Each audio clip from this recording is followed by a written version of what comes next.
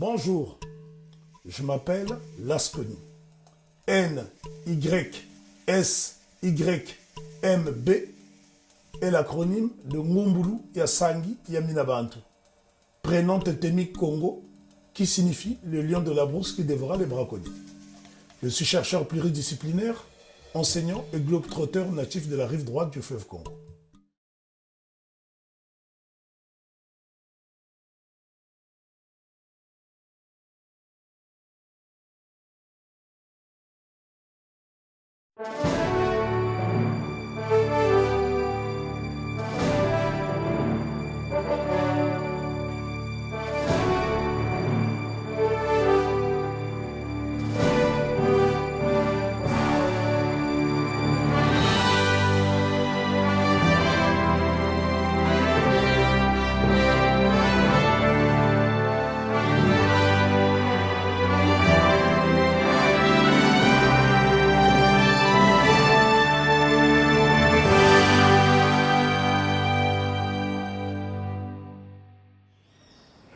Nous sommes dans la salle de délibération de la mairie de Cayenne, ville qui m'a invité pour une série d'activités. Première conférence le mercredi 8 octobre 2025 à 17h30 à l'Université de Guyane. Deuxième conférence ce jeudi 9 octobre à 17h30 à l'Université de Guyane.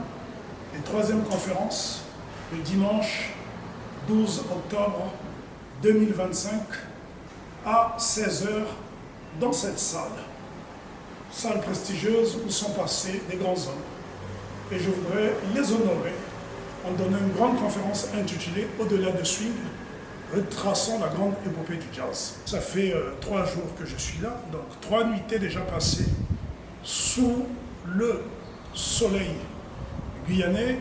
Je voudrais donc ici prendre le pouls de l'édifice, qui est un édifice historique au cœur de Cayenne. Donc je viendrai ici exactement dans 3 jours pour conférer, édifier les gens avec une documentation assez inédite. Nous parlerons des hommes comme Willis the Lion Smith, qui est un des pionniers de ce qu'on appelle le ragtime, qui a accompagné le mouvement de la Renaissance de Harlem, ce qu'on appelle la Negro Harlem Renaissance, qui est la première révolution culturelle au monde, qui commence au début des années 1916 avec l'apparition d'une revue nègre musicale, artistique, qui s'appelait Chauffer le Londres. 2 hommes ont été à l'origine de cette revue. Eubie Blake, un pianiste de ragtime, et, devinez qui? Noble Sissle, un poète. Un poète, un pianiste.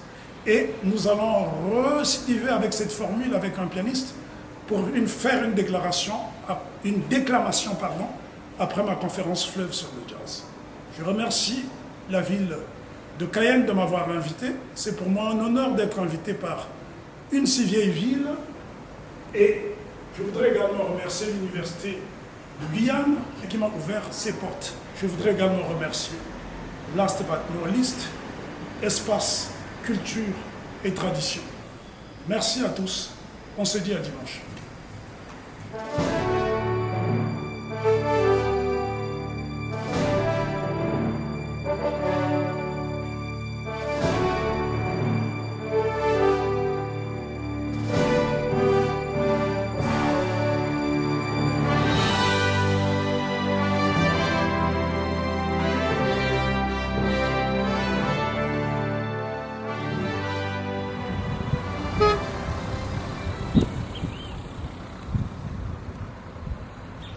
Nous sommes à l'Université de Guyane, campus de Troubillon, et je suis aujourd'hui pour faire une deuxième conférence intitulée « Portrait au pluriel de femmes noires résistantes ».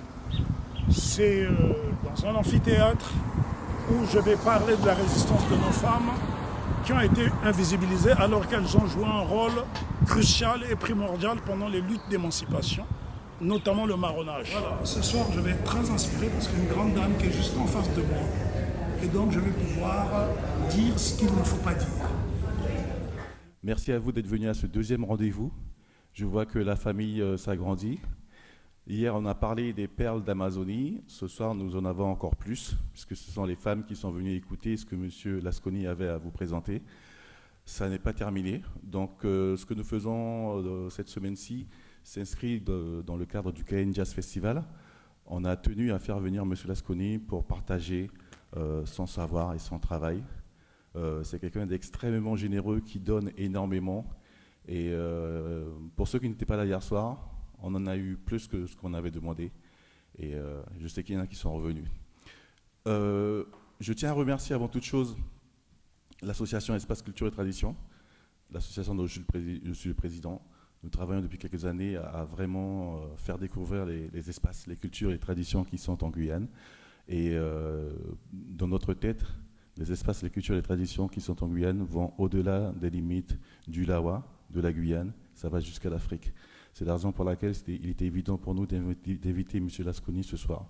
Je tiens à remercier aussi la ville de Cayenne qui nous accompagne dans cette démarche et bien sûr l'Université de Guyane qui nous accueille ces 2 soirs, hier soir et aujourd'hui. M. Lasconi, comme j'ai dit hier soir, je ne veux pas le présenter parce que ce serait trop lent. Tout ce que je peux vous dire, c'est que c'est quelqu'un avec un cœur extrêmement grand. Il est hyper généreux.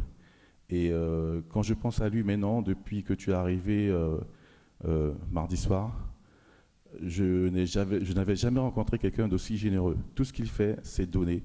Tout ce qu'il recherche, c'est de pouvoir le passer aux autres. Et je vous demande tout simplement de l'accueillir le plus chaleureusement possible. Monsieur Nissim Lasconi. Mesdames, Mesdemoiselles, Messieurs, bonsoir. Merci d'avoir répondu présent. Je voudrais remercier la ville de Cayenne qui m'a invité, l'Université de Guyane, Espace Culture et Tradition, qui coordonne toutes mes conférences. C'est pour moi un plaisir, croyez-moi, d'être en Guyane. Portrait de résistante de femmes noires.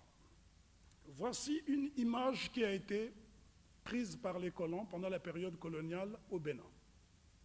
Et ces femmes ont été présentées comme des Amazones. Malheureusement, l'aliénation culturelle a fait que même des officiels reprennent ce mot pour parler des Amazones. Les Amazones n'existent pas en Afrique, c'est une insulte. Les Amazones relèvent de la mythologie grecque. Ces femmes s'appellent les Agodjés. J'ai assez étudié la Grèce pour savoir qui sont les véritables Amazones, quelle était leur vocation. Voici une dame qui a donné la vie, mais qui a été pendue, Mary Turner. Elle a été pendue aux États-Unis d'Amérique en 1918, pendant la période des lois Jim Crow. Comment la femme, qui est à l'origine de toute vie humaine, les Congos disent la femme est l'atelier à travers lequel Dieu donne la vie. 9 mois de gestation. Et quand il y a des guerres, c'est la femme qui est violée. Quand il y a des guerres, c'est la femme qui est souvent persécutée. Je voudrais donc rendre hommage à Mary Turner parce qu'elle fait partie de ces reines, de ces femmes qui ont combattu pour notre dignité aux États-Unis d'Amérique. Et c'est à cette dame que je dédie cette conférence sur la terre de Guyane. Allons au Dahomey, qui est l'actuel Bénin. Nous avons une statue qui a été érigée en 2022. Une injustice a été réparée au Dahomey parce que dans l'histoire du Dahomey, aucune femme n'a jamais dirigé, excepté Tassi Angbe. Qui est Tassi Angbe? Tassi Angbe est la seule femme dans la dynastie du Dahomey, qui signifie dans le ventre du serpent, qui a dirigé clandestinement le royaume pendant 3 ans. C'est une histoire qu'on ne vous enseignera dans une école, dans aucune école. Voilà pourquoi lorsque j'ai fini mes études classiques, j'ai opté d'étudier dans 419 villages africains, repartis en 34 pays. Tassi Angbe est la sœur d'un roi, le roi Akaba, fondateur du Dahomey. Voici donc ici la statue qui domine la baie de Cotonou. C'est en plein centre-ville de Cotonou, juste en face du palais de la Marina. elle est à l'origine de la première armée régulière du Dahomey, ce qu'on appelle aujourd'hui le Bénin. Il est important pour nous d'étudier ces figures féminines parce qu'elles ont joué un rôle crucial dans l'histoire des résistances en Afrique. On peut la voir ici avec une épée et j'apparais toujours sur les photographies pour bien signifier que j'étais sur le terrain. J'ai l'obsession des preuves. Tassi Ongbe était à la tête d'une confrérie qu'on appelle la confrérie des chasseuses de buffles, parce que les Dahomey, jusqu'à l'époque du roi Guézo, n'avaient pas une armée régulière. Quand le pays était en trouble, les citoyens constituaient une armée, allaient se battre. Donc c'est la première dame qui va constituer une armée régulière dans le Dahomey. Ce que vous voyez ici, ce sont des bas-reliefs qu'on trouve dans la ville d'Abomey, capitale de l'ancien royaume du Dahomey. Et vous voyez ici une femme qui a décapité la tête d'une autre femme. Si vous avez étudié l'histoire de la Caraïbe, notamment celle de Haïti, il y a un slogan qui a été lancé au Bois-Caïman, « Couper tête, bouler caille », qui signifie couper les têtes, brûler les maisons. Ces stratégies de guerre n'ont pas été inventées en Haïti, ce sont les Bossales, qui constituaient 60% de l'armée de libération de l'armée de Saint-Domingue, qui l'ont lancé. Et on peut voir ici une femme qui décapite la tête d'une autre femme, et pas pour des raisons de rituel.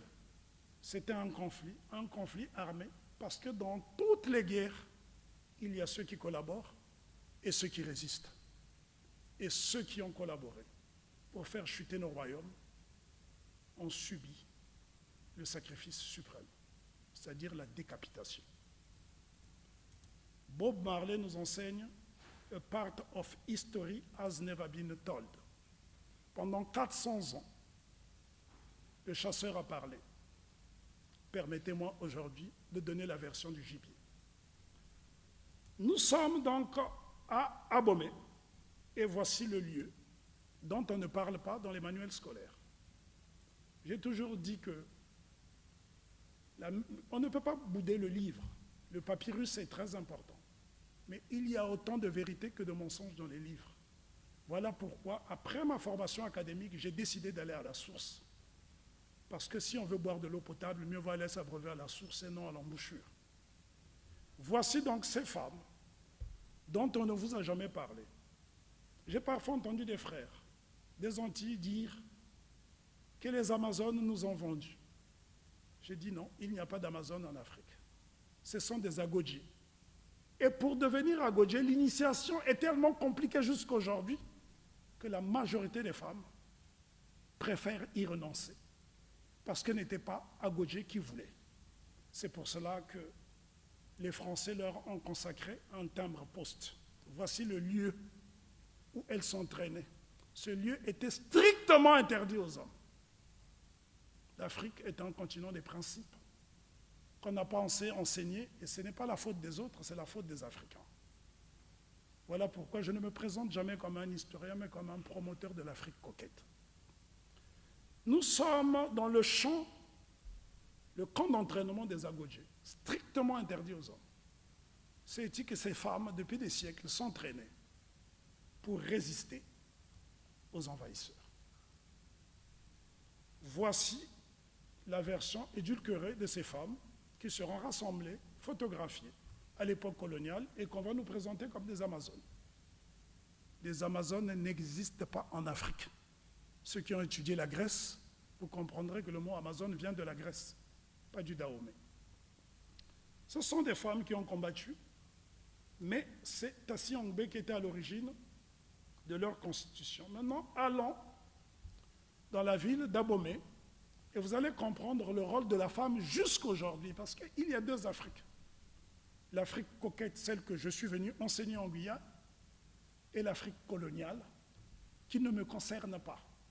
Je ne suis pas lié à cette Afrique. Je ne la nie pas, mais je ne m'identifie pas à cette Afrique parce que c'est l'Afrique de la défaite. Hey!